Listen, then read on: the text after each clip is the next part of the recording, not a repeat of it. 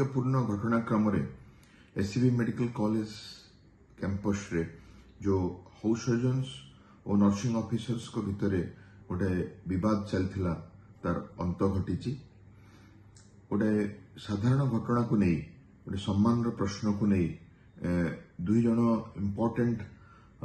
Participant of the health care जो माने house surgeon माने आउ दीदी माने से माने किसी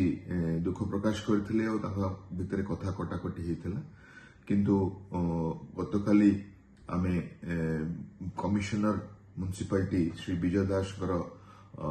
नेतृत्व रे एससीबी मेडिकल कॉलेज रो dean professor Prasannajit Mahanty superintendent professor Sudhanshu Mishra professor Manoj Patnaik professor Sharada Swain और nursing superintendent deputy nursing superintendent आउ सब स्टूडेंट्स ऑर्गेनाइजेशन जमती कि हाउस सर्जन एसोसिएशन आउ resident doctors association junior doctors association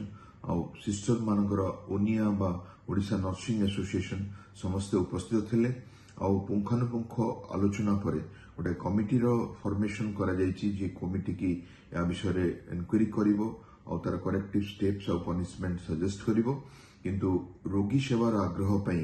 आमे दुई जन जाको अनुरोध करथिलु नर्सेस और हाउस सर्जन मानकु जे आपनकर जो डिसीजन सीज वर्क पई ताको बंद करंतु और सेमान ता ग्रहण करिसंती और एससीबी मेडिकल कॉलेज रे स्वाभाविक भाव रे ट्रीटमेंट प्रोसेस आरंभ हो जाइछि। एठी गोटे कथा मु कहिबी जे डाक्टर दीदी मेडिकल स्टाफ पैरामेडिकल्स समस्ते मिसी गोटे रोगीर चिकित्सा पई काम करथांती आउ सेही परिस्थिति रे हाउस सर्जन माने part of the team nursing officer माने पार्ट ऑफ द टीम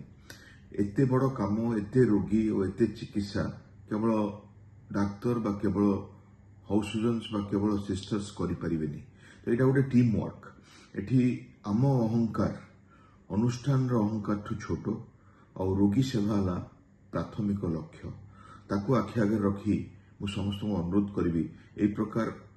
अहंकार बा छोट छोट इगो को नहीं आम भितर कन्फ्लिक्ट करवानी आउ हाउस सर्जन माने वैलिड डॉक्टर से माने स्टूडेंट नुहंती 4.5 वर्षर कठिन परिश्रम पर पाखापाखि 40 रु ऊर्ध्व विषय रे 5 कोटी रु ऊर्ध्व पृष्ठार बही पढ़ी से माने डाक्तर ट्रेनिंग रे थांती आपण ट्रेनी डॉक्टर कही परिबे जोथिरे कि तांकर प्रोविजनल रजिस्ट्रेशन नंबर दिया जाए डॉक्टर उपाधि दिया जाए और तापरे से माने वरिष्ठ डाक्तर पाखरे वर्षे काम करिवार सुयोग दिया जाए जेमती इंटर्नशिप प्रत्येकटी प्रोफेशन रे अछि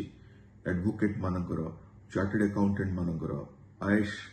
एडमिनिस्ट्रेटिव लाइन रे सेमिति मेडिकल लाइन रे थाए और सेही ट्रेनिंग बेले they are valid doctors, their decision is important and they work under the coverage of